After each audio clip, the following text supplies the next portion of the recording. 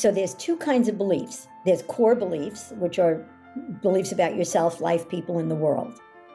And then there are what we call survival strategy beliefs. And if you don't have good ones, you will turn to pornography or sex or gambling or eating or alcohol because you have to continually numb yourself so you don't have to look at those shitty little suckers that are underneath for everybody.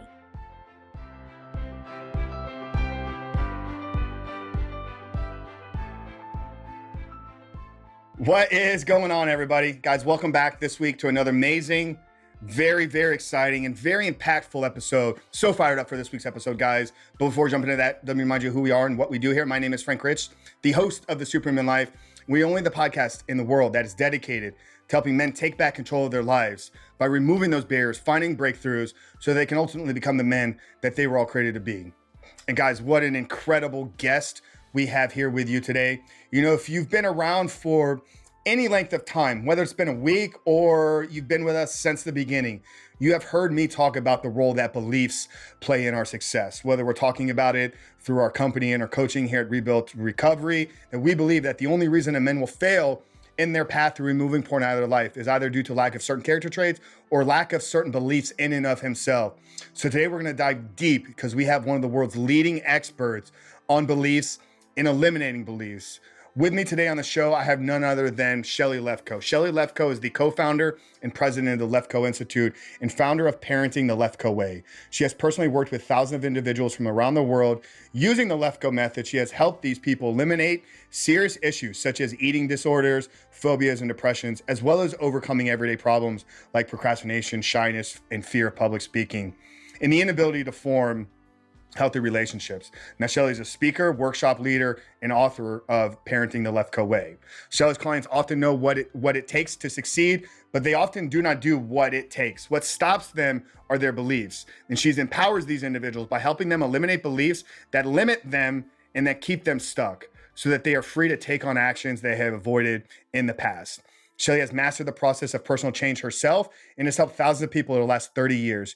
She has an engaging approach to speaking and presenting. Her talks often give standing ovations. Her podcast appearances have been popular with many hosts asking her to return. She uses stories, analogies, and her enthusiasm to keep the audience fully engaged. And you guys will see that here today. This was one of the most present individuals that I've ever had on the show. Literally felt like we were sitting in the room together during our entire conversation. I was blown away by her ability to absorb the questions that I was asking, process them in real time. And I could tell that she was giving answers that were coming to her in real time. They weren't canned, packaged answers. So we get into, obviously, what are beliefs? Where do our beliefs come from? What is a limiting belief? And how is it holding us back? And then we walk you through some practical strategies to eliminate these things. And Shelly is very keen on some of the words that she's using here.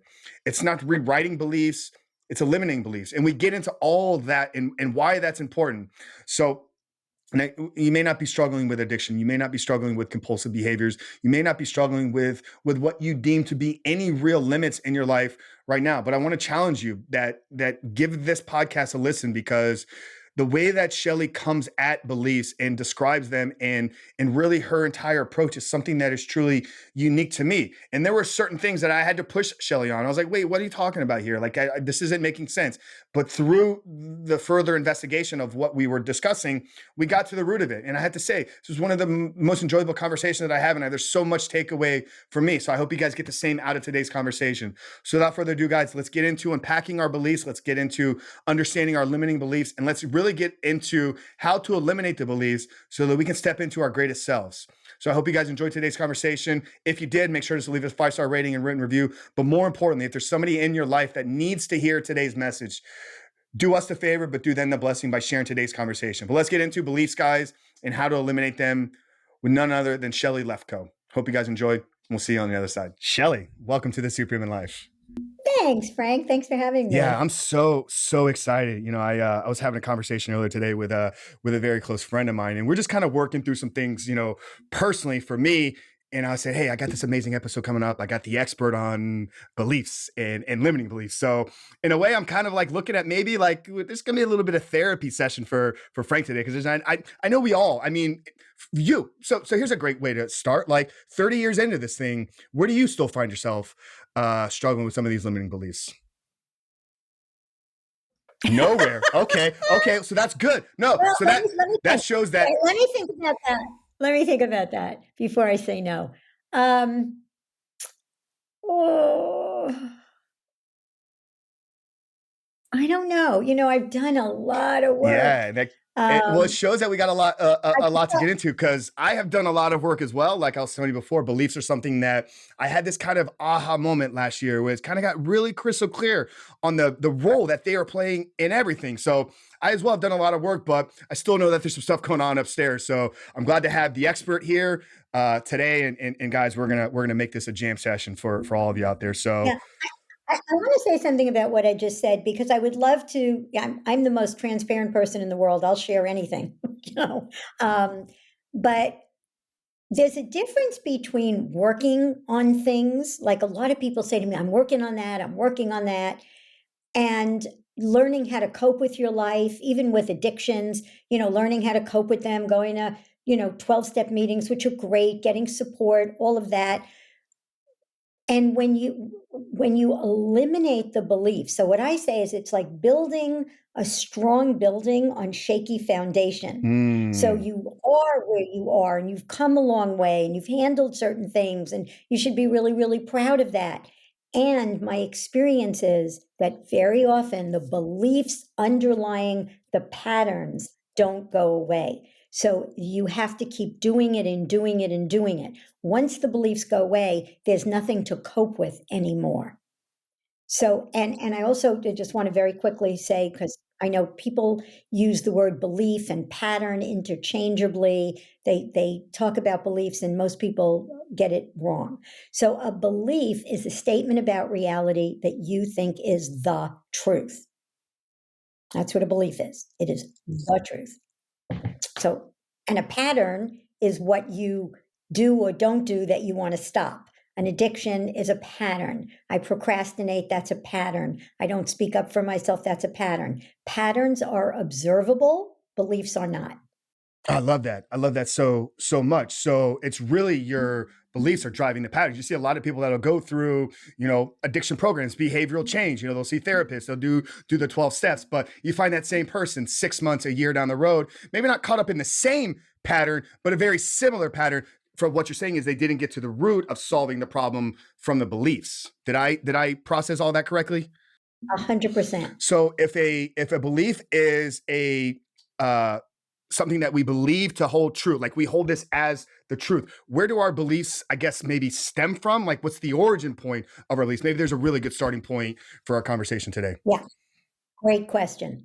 So we come into this world, Frank, and everybody listening, and we don't know if we're good enough or not good enough. We don't know if we're important or not important. We don't know if life is hard or easy. We don't know if money is scarce and hard to get, or it flows to us in great abundance. We don't know if people can be trusted or they can't, right? We're a little ball of consciousness. Are you saying like this is at birth? Like this is our starting point of consciousness, our starting point? Entry at Okay, birth. got it. Okay. Exactly. And so if I ask people all over the world, and I can ask your listeners, and I'll ask you, what is, and even people who don't have children answer this question: what is the one word question that every child asks all day long? Every 4-year-old, what do they ask? Why? Why? Exactly. Right? Why? So everybody knows that, everybody answers that. That doesn't come from me. So if what you see when you get here is the two people on whom your survival depends say things like, what's wrong with you? How many times do I have to tell you? Can't you think? You don't use your head. Oh my God, you spilled that? Pick it up. So the child, you didn't get an A? So the child says, why can't I live up to my parents' expectations? Why are they criticizing me all the time? Well, I guess I'm not good enough. The number one belief that pretty much everybody has, everybody. And I'm going to tell you, we're going to talk about addiction in a little bit, but I'm going to start with the core beliefs. I'm not good enough. If your parents are absent and they're not paying attention to you in today's world, put your cell phones down when you talk to your children, please. So if you were talking to me and all of a sudden I just picked up my cell phone, I went, I'm listening, you wouldn't feel very important. So kids conclude, I'm not important. If parents are struggling and they're complaining about money and, oh God, we can't pay the bills and it's so hard and I have to work hard and I'm working, 12 children are going to say, why? Why is it like that? Well, I guess money is scarce and hard to get. I guess life is hard. If your parents tell you they're going to do things and they don't, you say, why is that? Well, I guess people can't be trusted because your parents are people. There's no distinction between them and the world. So our beliefs get formed in the first 6 to 8 years, mostly self-esteem beliefs, get formed in the first 6 to 8 years and mostly from parents. And there is a reason. And every once in a while, if the podcaster is interested, I go through the process. It takes a while, but I go through it with he or she, and the audience can watch and listen or go through it. But I'll explain it, and it won't be as powerful as doing it. But because we think, we see our beliefs in the world, they don't go away in 15 years of therapy or a degree from Harvard or wealth in the bank. Beliefs don't go away because you cannot not believe something you think you saw. Got it. So if somebody said to you, oh, Shelly's a blonde, you'd say, no, she's a redhead. And they'd say, no, she's a blonde. And you'd say, no, I was with her this afternoon. I've seen it. She's a redhead. I see that. So we think we saw life is hard. I'm not good enough. I'm not important. Mistakes and failures are bad. And so we develop these beliefs and they stay with us throughout our lives because we think we see them. God, this is bringing me to a really interesting point. And if I'm going in a completely odd direction, please reel me back in. But are all of our beliefs then like a nature versus nurture type of thing? So what you're saying is there's everything that we believe is what we're seeing and experience and have been passed down through our parents. But do people come into the world with a predisposition to a certain type of beliefs, or am I way off in where I'm thinking here? The truth is, I don't know. So I am a nurture girl. I am not a nature girl. There are people like Bruce Lipton, who are neurobiologists, or who say that you have genetics, but your beliefs turn them on and off. And I lean more towards that. You may come in more resilient than your baby sister. I don't know. Some babies come in and they cry a lot, whether there were past lives or the mother was traumatized in her pregnancy. I don't know. What I do know for sure is what happens when you get here. So if you come in with some way of being, it can be exacerbated or even changed by the behavior. So if you come in, Frank, and you are loved and honored and your feelings are validated, and you say, I'm angry, I hate you right now, and your mother says, wow, you are really angry right now. I got it, sweetheart. And you're kissed and hugged and told, I'm not mad at you, I'm only mad at what you did. It's unlikely that that person is going to form terrible beliefs or hold on to beliefs from another life or from birth. So the answer is, I don't know. No, that's great. I 100% appreciate and respect that. I mean, we even, you addressing, you have genetics, and then obviously, we've had Dr. Caroline Leaf on. We can get into the whole epigenetics conversation. That will take us in a completely different, direction of where we would best serve the audience here today with your expertise and your knowledge. So, where is it that most people are getting it wrong in their beliefs, or yeah, let's start there. Where do most people struggle, or where do they miss the mark in understanding what their real beliefs are? It's an interesting question, because you could know what your beliefs are and still not be able to get rid of it or get rid of them. So, in other words, you can say, "Oh, I have sexual issues. I'm frigid, or I'm terrified of having sex, or I don't want to have sex, or I don't like being touched." And you go to therapy, and you find out, oh, I was molested as a child. That's why. Yeah, okay, so now we know why. I wonder what I concluded. Well, that sex is dangerous, or I'm damaged goods, or I'm worthless, or, oh, wow, that's what belief I have. Now what? So I work with people. My favorite population is working with people who've been sexually abused, because they go to therapy for a very long time and continue to define themselves by something that happened 5, 10, 15, 20, 30 years ago. And my work will help them identify the beliefs. So if you want to identify your beliefs, you have to ask yourself, you have to get to the source of, or let's say you start with the behavior. So I procrastinate. What do I think and feel right before I procrastinate? No matter what I do, it'll never be good enough. That's a belief. What must I believe to beat myself up? What must I believe to not start that business I always wanted to start?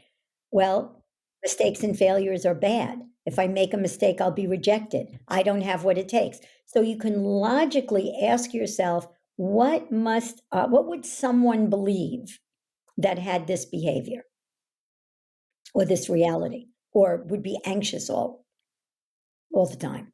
So where does meaning come into this play? Because what I'm hearing you say is a lot of these. It's not so much the moment, the incident, the experience that is shaping your belief, but it's the meaning that you're attaching to it that is creating the belief. So what is the connection there between belief and meaning? Oh, you did your homework. I'm impressed. Okay, so beliefs get formed in the past. Meaning gets formed in the moment. The meaning you give events cause your emotions. I can teach you how to get rid of any negative emotion in the moment. However, the meaning we give events are caused by our beliefs. So if you believe dogs are dangerous and a dog comes into the room, you're going to give it the meaning that dog's going to hurt me, and you're going to feel fear, right? If you believe people can't be trusted and your partner comes in and doesn't kiss you hello, you may give it the meaning they're having an affair, and then you're going to feel angry, right? So the meaning gets formed in the moment. And in the moment, if you can get, let me see how far I want it. If I give you the whole, you want the whole, the whole deal. Where does all meaning live? So if somebody comes in a room, everybody, if somebody comes in a room that you know and doesn't say hello to you, what might you automatically think? So somebody comes into a room that I'm in by myself and they don't say anything to Well, me. it doesn't matter. Just make something up. Somebody comes in a room, you know them, they walk by you and don't say hello. What might you think? It could be a lot of different things. They're having a bad Yeah, day. but just make something They're up. having a bad day. They're having a bad day. Fine. That's meaning. Some of you said they don't like me. I did something wrong. They're rude. They're preoccupied. Whatever you said is meaning. Where did that meaning just come from? Our beliefs. Yes, but that's not really where they come Okay. from. Where did the meaning come from? Where did it generate from? In my brain. Good. all meaning comes from your brain.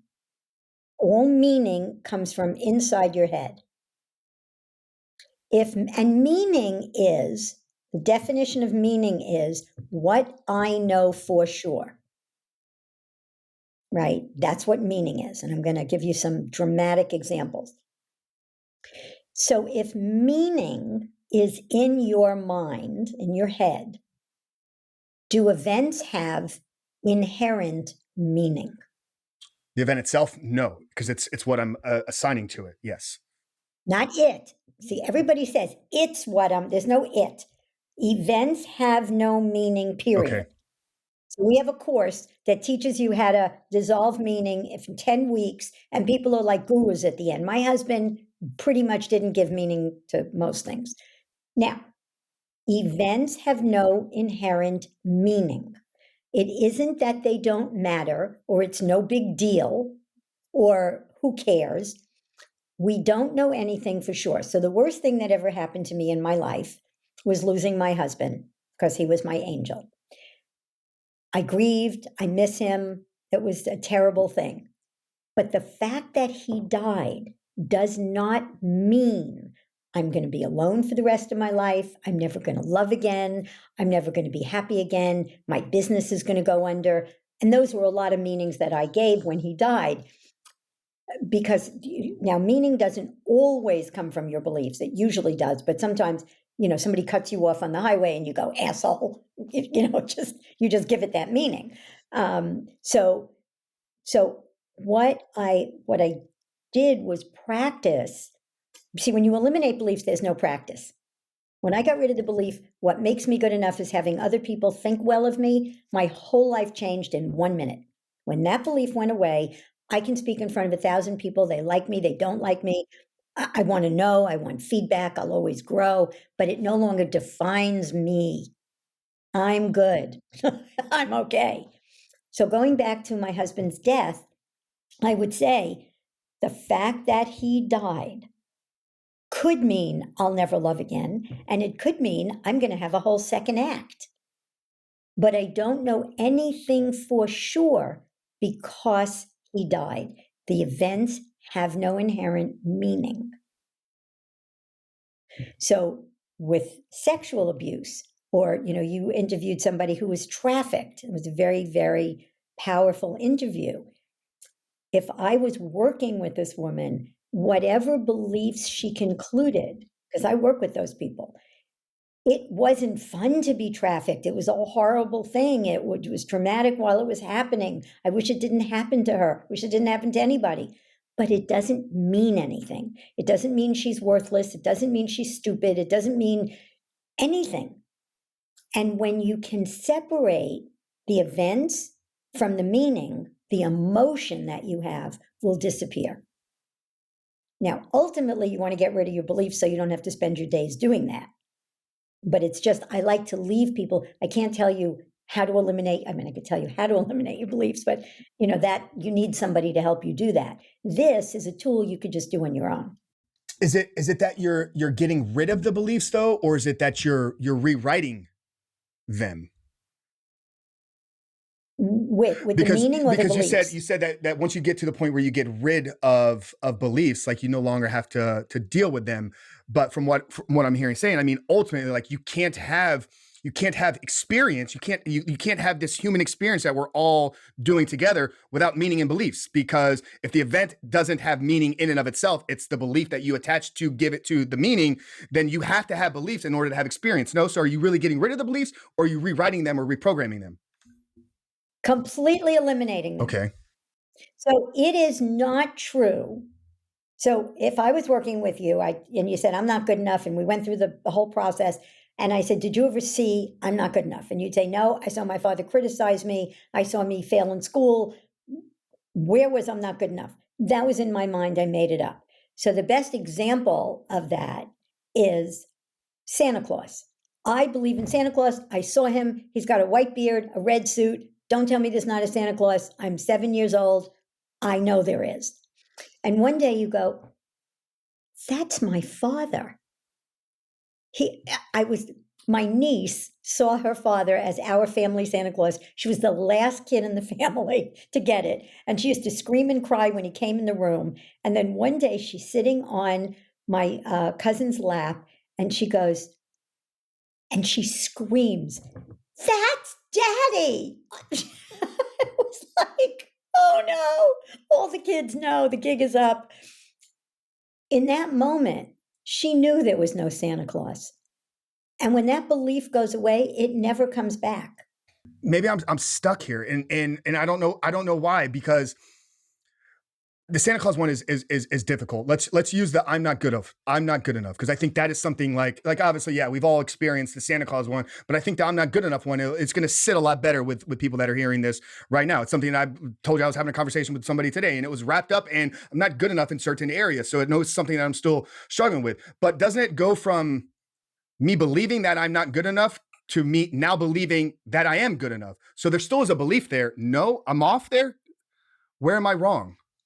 The truth is, I'm not good enough or not good enough. I am the creator, and that's how we leave you at the end of a session. Who I am is the creator of that distinction. Got it. So you're rewriting your perception is really what you're doing of how you perceive really the world. Exactly. You're getting that when the belief goes away, it's like, here's a good example. You have a belief that a neighborhood is dangerous, and they, no, I don't want to go there because then it's changed. Let me stay with self-esteem beliefs. You have a belief I'm not important, right? And my parents ignored me and they were never home and they sent me to my grandmother's and whatever happened. And I say, okay, so one interpretation is you're not important. What's another interpretation? Give me one. What else could it mean that your parents weren't there for you as a kid? They ignored you. They didn't pay attention. I mean, they don't love me. They're too busy. What else? Yeah, but what else on a more positive note? It could mean you're not important. Why do you think? So for all of you workaholics out there who don't spend time with their kids, is it true that your kid is not important to you? No, because my work is how I need to work to be able to provide for the kids. So I'm working as hard as I can to be able to create the life that I believe that they are supposed to have. Perfect. So one interpretation is that your parents were working all the time because you were important and they wanted to give you a better life than they had. Is that a valid interpretation? Yes. Another one is your parents they had the belief they weren't important. And because of that, it didn't occur to them that their presence was important in your life. So when I work with workaholics and they go, oh my God, where'd you get the belief I'm not important? My father was never around when I was a kid. Oh my God, I'm doing the same thing to my kids. They never realized because they have the belief I'm not important. So they give their kids everything, but what their kids want is them. So that's another interpretation. Your parents didn't understand that you wanted them because they didn't feel important. Now, here's an interesting one. Even if you weren't important to your parents, even if that were true, that doesn't mean you're not important. You would have been important to me if I lived next door. And maybe you were very important and your parents had a belief, and this is the workaholic belief, what makes me good enough is achieving things. So now we're going to get into addiction in a minute. I'm not important. I'm not good enough. Here's a belief. What makes me good enough is achieving things. So it's like holding a beach ball underwater, okay?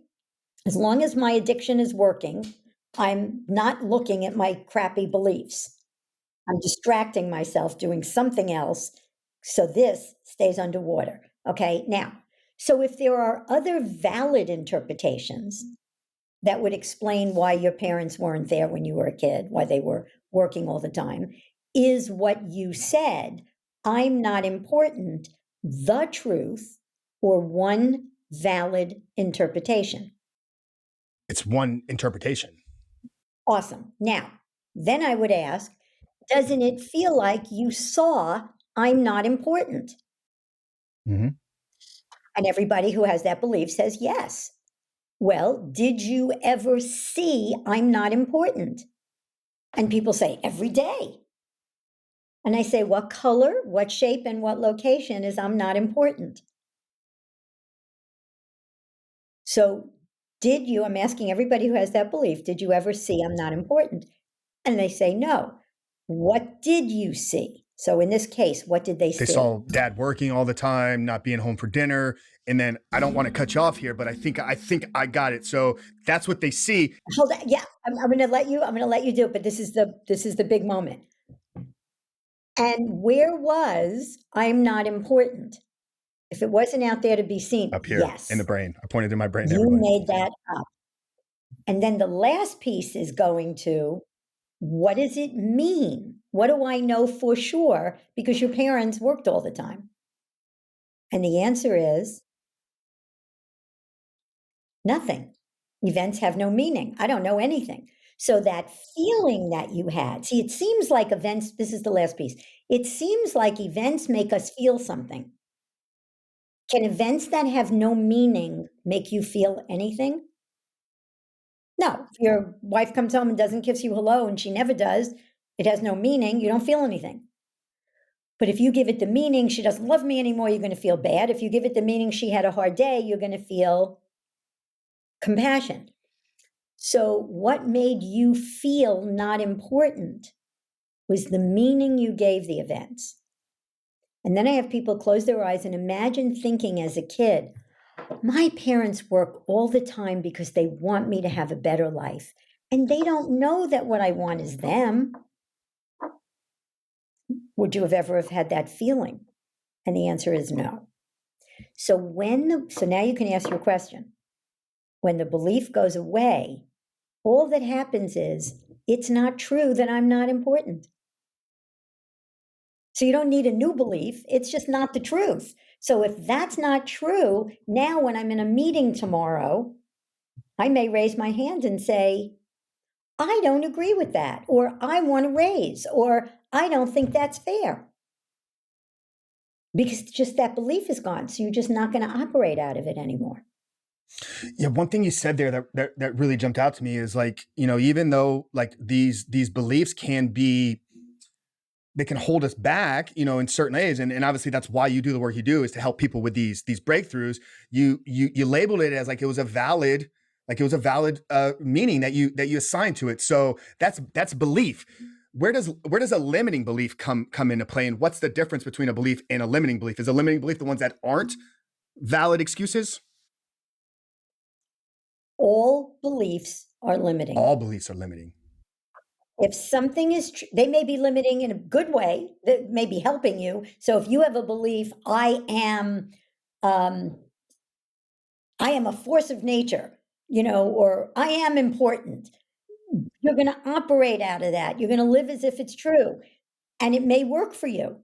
But there are times it may not. There are times that you may want to be unimportant because you want your kid to shine, right? So a belief, by definition, is a box. A box is limiting because there's an outside the box is not a possibility. So if you have the belief people can't be trusted, that's a box. That limits you.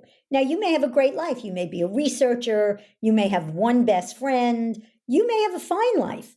But if you start looking, and who I work with are people who have patterns they want to get rid of. And I'll tell you something fascinating. Let me finish this with the box, and I'm going to tell you about my entrepreneur who asked me a question. So the box is people can't be trusted. Inside that box, there's a lot of possibilities of how you're going to live your life. Be a researcher, work alone, stay single, but having a lot of close, intimate friends is not a possibility inside that box, that limiting belief. Once you get rid of the box, the only thing that changes, Frank, is the ability to choose more possibilities. Choose them, don't choose them. That's why we don't create new beliefs, because each instance is different. There are times I want to be trusting somebody, and there are times I'm not going to trust somebody. Not everybody can be trusted. I got so many things like firing in my head right now. Like I want to go 97 different directions, but I also want to make sure I stay in the lane here. But like I think I get it to a certain extent. Like we're because what you're saying is presence. Like when you're living in the present moment, you're not limited by this box of limiting beliefs. And there's an element of like enlightenment that I think you're chasing here, where you're operating from joy and bliss all the time. But a part of me is like, is that attainable for us here? Like in this world? Wait. You were going straight and then you took a sharp right. So, Bring me back. it's not joy and bliss. There are moments when you lose somebody that you love. You know, when my mother died, it was just like my heart felt like it was going to break in my body. You're not going to be in bliss every moment. But when you don't have beliefs that you should be in bliss every moment, or there's something wrong with you if you're not, it's just getting rid, like what you said was so brilliant, being present in the moment, responding, not responding, making choices out of true choice, not beliefs. I don't start a business because I don't want to run one. Just hypothetically. I mean, my husband died, left me a business. I don't want to run a business. I hate running a business. I wish somebody would fall from the sky and run my business. Put me with people. I'm a people person. Let me speak in front of groups. Let me work with people. That's my dharma. That's my joy. So I have to run a business. Where my work comes in is, what do I believe? So when Morty died, I didn't know the difference between a P&L and a balance sheet. And when he died, I had the belief, I can't run a successful business. I don't know how. I got rid of that belief and I said, okay, now I have to learn the difference between a P&L and a balance sheet. I did. I still don't love doing it, but I'm dealing with it. I'm grateful that I have a business to run. I'm grateful that in COVID, we had the best year we ever had. So I focus on my gratitude, but the beliefs that I'm going to go out of business and starve to death, that's not what's running me.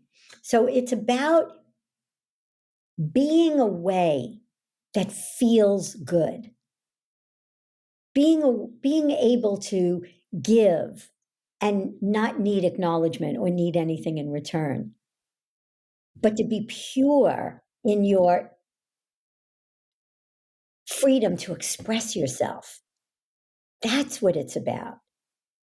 Even if you're upset and angry, it's the freedom to say, you know what?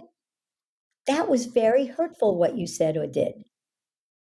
Now, obviously, it's the meaning I'm giving it that made me get hurt, but it's okay to say, what you said, was hurtful to me. It didn't feel good. So you don't have to be life. If you don't have ups and downs, you can't experience, like you said, life. But I want to address one thing, because before you ask another question, which is where I thought you were going before. I worked with a group of very, very successful entrepreneurs to see if they wanted to work with me. And I took them through the process. And one of them said to me, but wasn't it our beliefs that made us so successful? And I said, yes. At what cost? You don't have a girlfriend or a relationship. Your wife doesn't feel important. You wake up stressed every single day, because I had meetings with them before the call and I knew all this about them. So there's a way to be successful that isn't driven by what makes me good enough is being successful. I want to be successful. It's a game. I want to get my work out into the world. I want to make a lot of money. I want to help a lot of people. That's my game. I'll do it. I won't do it, but it doesn't mean anything about me. That's different than a driven behavior. Addictions of any kind are driven behaviors. So there's two kinds of beliefs. There's core beliefs, which are beliefs about yourself, life, people, and the world. And then there are what we call survival strategy beliefs. And if you don't have good ones, you will turn to pornography or sex or gambling or eating or alcohol, because you have to continually numb yourself so you don't have to look at those shitty little suckers that are underneath for everybody. But if you have beliefs, what makes me good enough is being pretty, and you're pretty, life is good. It's still driven. But because the first wrinkle and you go, oh God, right? What makes me good enough is having a lot of money, and you have a lot of money and life is good, except you got to keep making it and having it, because if you go bankrupt, boom. What are some examples of these survival beliefs? Because I think the first half we've really focused on the first type, the self beliefs, the limiting, not limiting, but more the like I'm not good enough, like dad doesn't love me. So we address a lot of those. What are these survival ones? And I do want to get into some addiction stuff. I got some interesting things that I believe about what we're building here with Rebuilt Recovery, that I'll just kind of run by you and kind of get your take on it. And if you tell me I'm completely wrong, we'll see what happens from there. But so what are some other examples of the survival ones, and then we'll kind of dive into some of the addiction stuff. So it's either phrased in one of two ways. What makes me good enough, important, worthwhile is achieving things, knowing the answers, being smart, having a lot of money, working hard. What makes me good enough is the biggest one that I had, that most people have, is what makes me good enough is having other people think well of me, pleasing people. What makes me good enough? If you're the oldest of 10 in a Catholic family, or any family, but if you're the oldest of 10, most of my clients are from Catholic families, or the oldest of 10, or Mormon families, what do you get acknowledged for? And if you're the oldest of 10 kids, what's the only thing you get acknowledged for by your parents? Taking care of the siblings. I was going to say, yeah, your kind of responsibility. Like I'm a middle child. I'm the black sheep of the family, so I don't understand that. But no, I think like you're the responsible one. So what makes me good enough is taking care of people. So now you become a doctor, a nurse, a healthcare practitioner, but you're a caretaker. Mm-hmm. You're the one in the family who takes care of everybody. So survive. So those are common. Now there's another way of phrasing it. The way to survive is fly under the radar. Keep your mouth shut. The way to survive is to never put yourself out there. The way to survive is to the way to survive is to do what you're told. The way to survive is to be a good boy. The way to survive is to not take chances or risks, not put yourself out there. So it could be phrased either way. But what survival strategies do is keep the beliefs, the core beliefs, underwater like a beach ball. Way to survive is to fly under the radar. So as long as I'm flying under the radar, I'm safe. The belief is I'm not safe. The way to be safe, the way to survive, is to shut my mouth. So as long as I shut my mouth, I'm not safe, stays underwater. Got it. Love that. So I wanted, obviously, I want to get into some of the addiction and maybe specific questions about, our work and what we're doing here. And, I had this realization kind of, about 18 months into the work. So, I started this, this podcast started in the middle of 2019, right around July. And everything I'm doing today, the podcast came out of a result of my own personal story and kind of transformation. Like you don't wake up one day, and I'm curious kind of with you, with getting into the work, maybe we'll have time to get there, like how you even got started. But, you don't wake up one day as being a former bodybuilder, entrepreneur, and be like, oh, my next venture is going to be working with porn addicts. It's like, no, everything I'm doing has been a result of like my own journey, my own transformation. And we got about a year, 14 months into building a coaching, company. And we had a curriculum. We were doing one-on-one, and we we're working on building into a course and a program. And I had this moment realization where it was like, these guys that are winning, there's certain similarities with them. And the guys that are struggling, I was able to nail it down into like one of two things. So if a guy comes to me and he said, Frank, I've been struggling with porn. I'm addicted. I watch it multiple times every single day. I've been doing this for 10, 15 years, and I'm ready to stop today. Once he makes that commitment, I believe, a belief of mine, and maybe we can work through some things here. I believe that he will only fail, and failure means he won't free himself of pornography for one of two reasons: lack of character traits. So he's unable to do the certain things necessary to not look at porn, because it's not a need. It's not with a drug addiction. There's a physical dependency in many cases where if you don't get the hit, so this is where you obviously got to go through detox and other things. So there's not a physical need for it. You just got to have some character. You got to have discipline, willpower. There's certain things, and I think people sometimes get caught up in that I'm labeling people as bad people if they don't have these things. I believe character traits are things that we develop and build up over time. So one of the reason is why he won't succeed is he's just unable to do the certain things because he hasn't put in the work himself to develop the ability to not do those things. Or secondly, there's an underlying limiting belief, or there's an underlying self-doubt belief that will manifest itself in self-sabotage down the future. So that's where I've gotten to where, like, I believe that, like, if you're going to come into our program, you're going to succeed if you allow us to work with you, and you're only going to fail for one of two reasons. So with all that, I'm just kind of curious your thoughts on what I kind of just shared there. And then I guess maybe where does kind of like self-sabotage come into play with the addiction and driving some of these behaviors from a subconscious or unconscious belief level? Thank you. Awesome question. Beautifully phrased. And the first thing I'm going to say is there is no is. There isn't. There is no the truth. If then, we call those if then beliefs. If someone says, I'm ready to stop today, they will. Whatever you say after that is not true. You may have what we call a conscious assessment. I've been in the industry, I've been watching, and you could pretty much say that if this, then that. But there is no is. So if somebody wakes up one morning, so my daughter lives in Hawaii. There's a lot of drinking in Hawaii. She's done some work on herself, not like my other daughter, but she's done some. She's worked with me. And I thought, she drank more than I thought she should be drinking. She decided to do an ayahuasca ceremony. Cleaned up 3 weeks. You have to be off all substances. She does it, has a very powerful experience. 2 weeks after, and she hasn't drank in 100 and whatever days. Now, will she go back to drinking? I have no idea. Does she want to? I don't know. But that happened. And if that was her thing, who knows what happened? I don't know. So there is no the truth. Only the plants. There is no the truth about anything. Miracles happen. Somebody, I work with people who are told you have terminal illness and they get healed, right? Having said that, my take on addiction is my wheelhouse which is beliefs.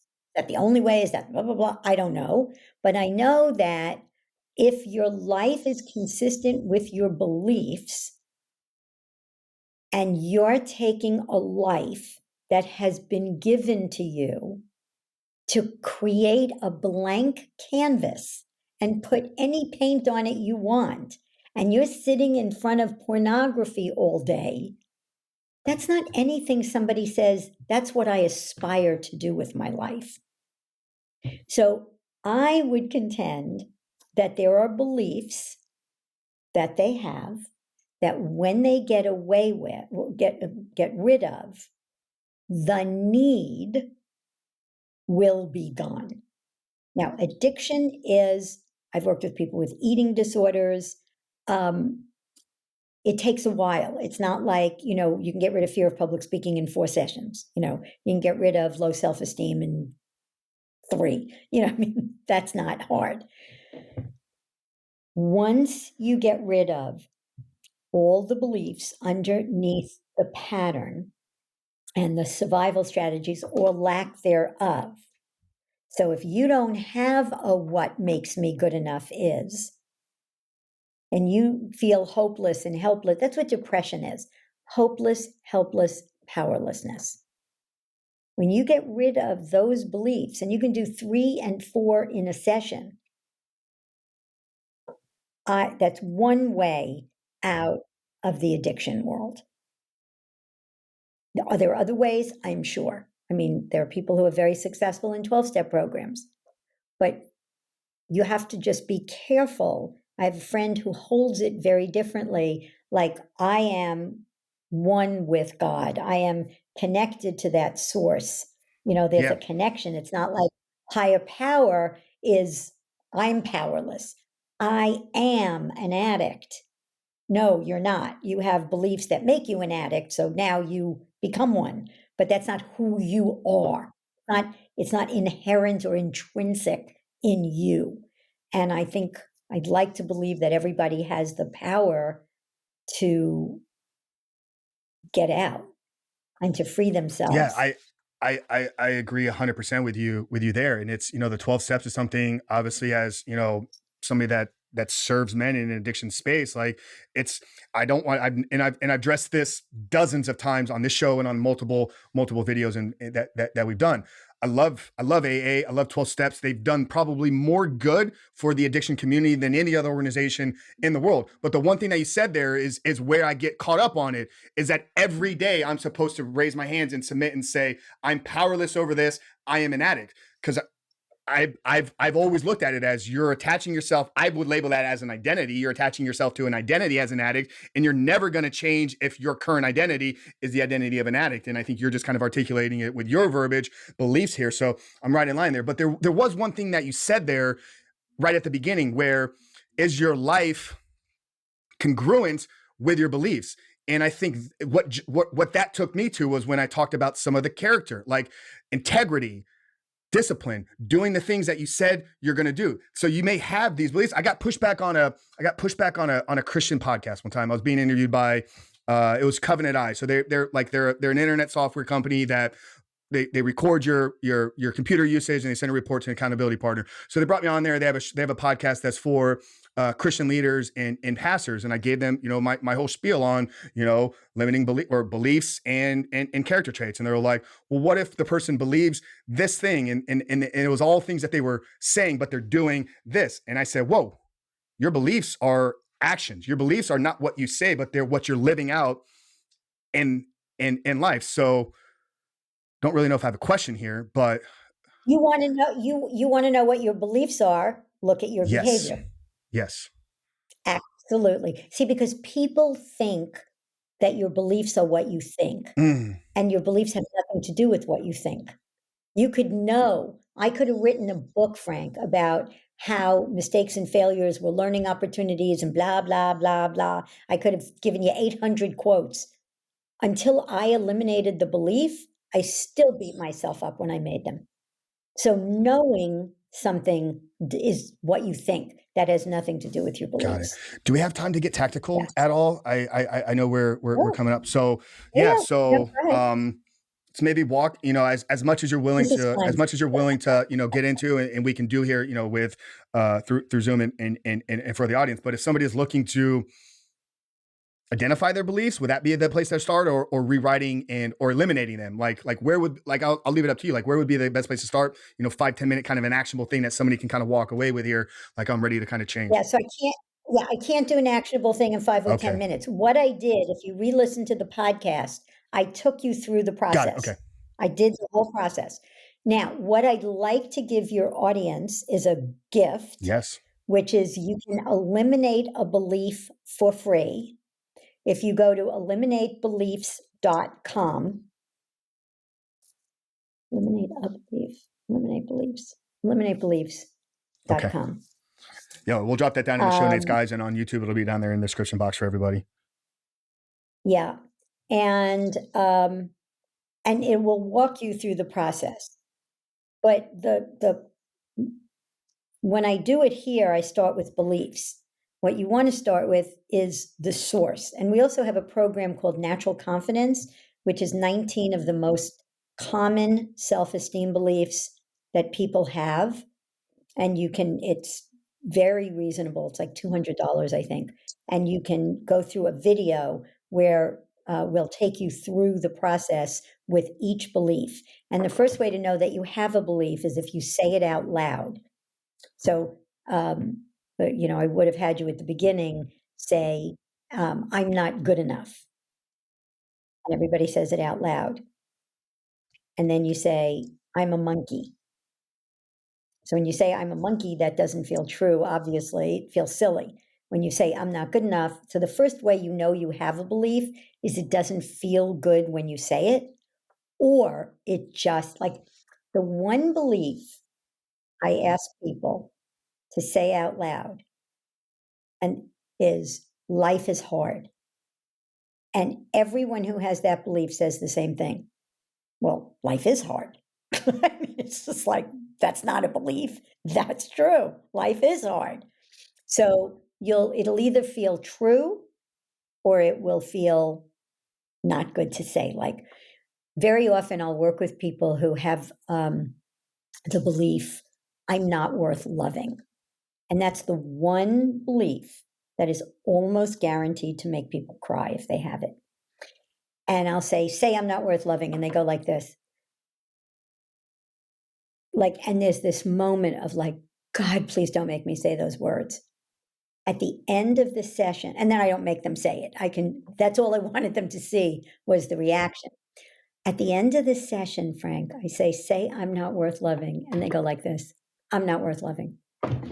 It's just like, I've been doing this over 30 years and it just never ceases to amaze me, the difference in, I can't even say the words to, it feels like I'm a monkey.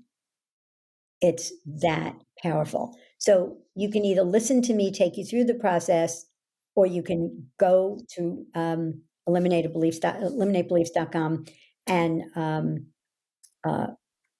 it will take you through, and there's 3 of them, and you can do them. Yeah, no, that's amazing. Appreciate that so much, guys. We'll get all that dropped down there in the show notes. The link to the Lefkoe Institute is as well. Is there anything I missed? I mean, obviously, I know there's tons that we didn't get to here today. I do have one final question that we end every single episode here with that we'll get to. But let me say, I will say one last thing. The power in even knowing that your beliefs create your behavior, your emotions, and ultimately your reality is that you're not a victim. That whatever is happening to you, you're not a victim of the circumstances. We went bankrupt. I had a magnificent home in Westport, Connecticut with a swimming pool and a blah, blah, blah.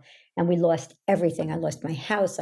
We went into debt. I had no money and I had a small child and I was crying. And my husband came in and said, "Oh, honey, what's wrong?"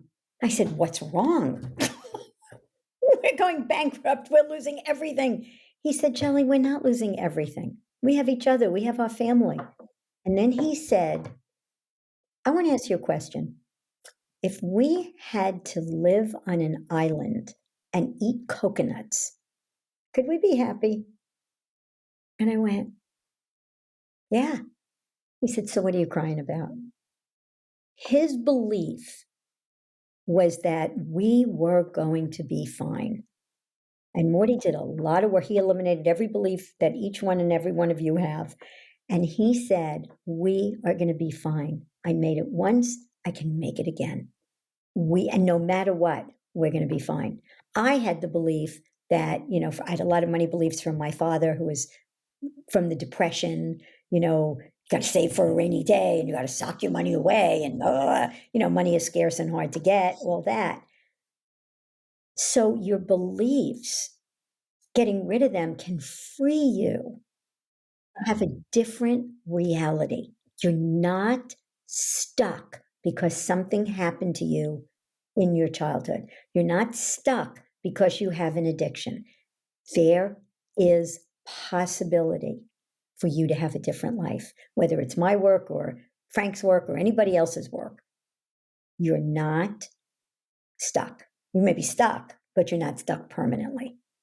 I can see why when you brought up Morty earlier, not at the beginning, but about midway through, like just what an incredible man he was. I mean, just the way that you described how he was in the moment and in the situation. It's like, I think that's where I'm want to be and operate in and live from, and just incredible.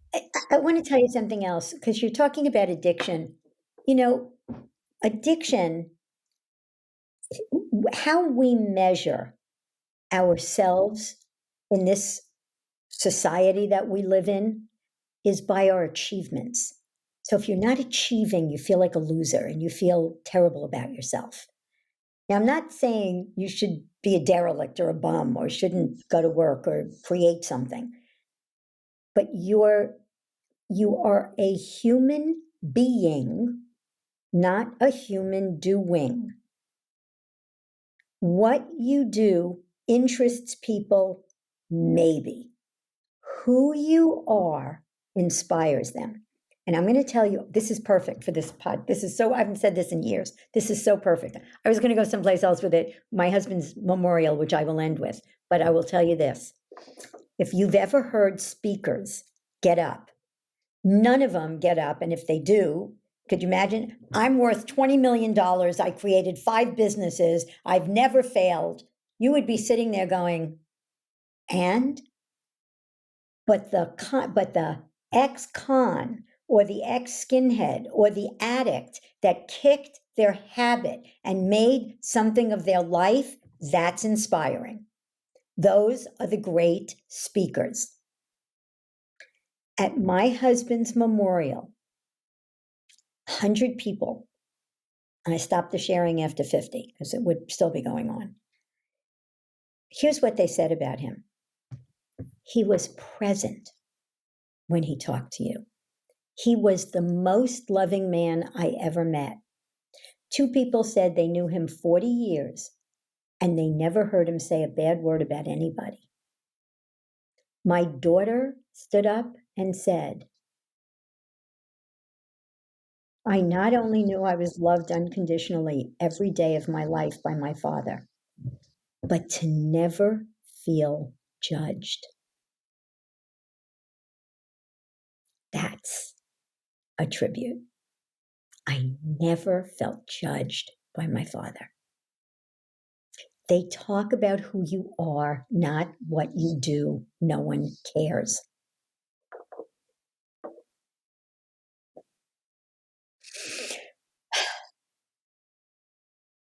Thanks. Wow. I laugh when anybody tells me how long the podcast is going to be. It never is. I mean, very, very seldom so I can't wait am I at a loss for words or for what to say. You know, I speak for a living. I was kind of bragging about it earlier today. I was like, we've had a lot of growth. We've had a lot of success. And I'm not saying that in a way where like I'm bragging about what we're doing, because I let the listeners know like the success that we're having here is because of them and the amazing guests that we've been fortunate to connect with. But just talking about it earlier today, I was like, some of this growth is because developing myself as a professional podcaster. I look at a part of this work as a pro. Like Stephen Pressfield's work, turning pro. How do you go from being an amateur to a pro? You put in the work, you put in the research, you put in the reps every single day. So very seldom am I at a loss for how to end it or for what to say. But what you just shared there about Morty, I think is a perfect ending here today. So thank you. And I want to say something to you. You're extraordinary in what you do. To make, I always, when I speak the truth, I get teary. I have, during this whole thing, you have been engaged. And this is, again, something I want to say to your audience. I felt heard, seen, listened to. You were interested. I was on a podcast the other day and the guy kept going like this. And I was just sitting there going, what are you talking about? This is so bizarre. But what again, I want to say, what makes your questions are great, your insights, you're thinking about it, you're engaged. That's inspiring, and it makes a great podcast host. Something my mother taught me, Frank, everything in life is relationship. And when you connect with people the way you connected with me and the relationship, what came out of it was a spirited conversation of depth and, I hope, and meaning. It was a good, delicious conversation. We're good because we were connected, we were related. And that's another way out of addiction, is find people to connect with. I think that's one of the things that works about AA is the connection that people have, the relationships that people care about you. Your sponsor cares about you. You know, that's part of the Yeah, success. 20 minutes when we're done here, like I'm gonna get on a group call with, one of my groups of guys, and it's our weekly meetup. We do it, we do it virtual because obviously we can connect with people all around the country and all around the world, but it's that same thing. Like I'm not going there to teach anything. Like they have all the teaching that they could potentially need inside of our portal and inside of our program.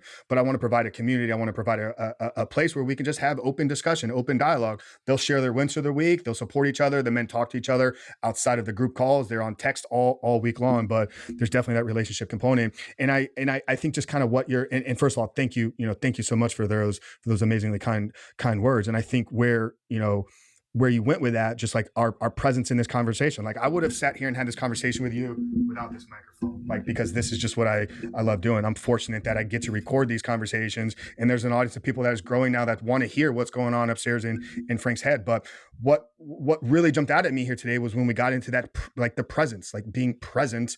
That's what we're all chasing. That's when you eliminate these beliefs and you no longer live in this box, because you're living in the moment. And this moment is going to take you to the next moment. It's going to take you to the next moment and to the next moment. So yeah, there's still got to attach and assign some meanings to those experiences, but you're not isolated and limited within this box. So I aim at it.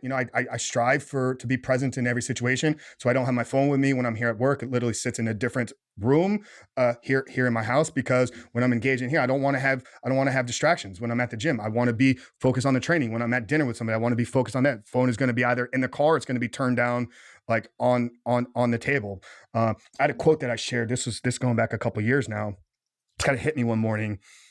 Everybody talks about, like, in this kind of high performance space. I know you work and coach a lot of entrepreneurs and high achievers. Everybody's chasing this like flow state. There's been books written on how to tap into flow. Like for me, presence is the ultimate flow state. Like when you're present in the moment, that in of itself is the ultimate flow state. So I appreciate that. And oh, that's beautiful. I love that. That's beautiful. Presence is the ultimate flow state. That's beautiful. That's wonderful. Thank you, we'll Frank. have to add that. We'll have to add that to that quote book that you're working on. All right, so we got eliminatebeliefs.com. We got the Lefkoe Institute. From a social aspect, are you hanging out anywhere online socially? Instagram, YouTube? Where can people connect with you? Or is the best place to go to your website? Probably gave you people the links, but Instagram, it's all at shellylefkoe.com, shellylefkoe.com, Lefkoe. Yeah. Yeah, and guys, we'll get all that plugged But on there.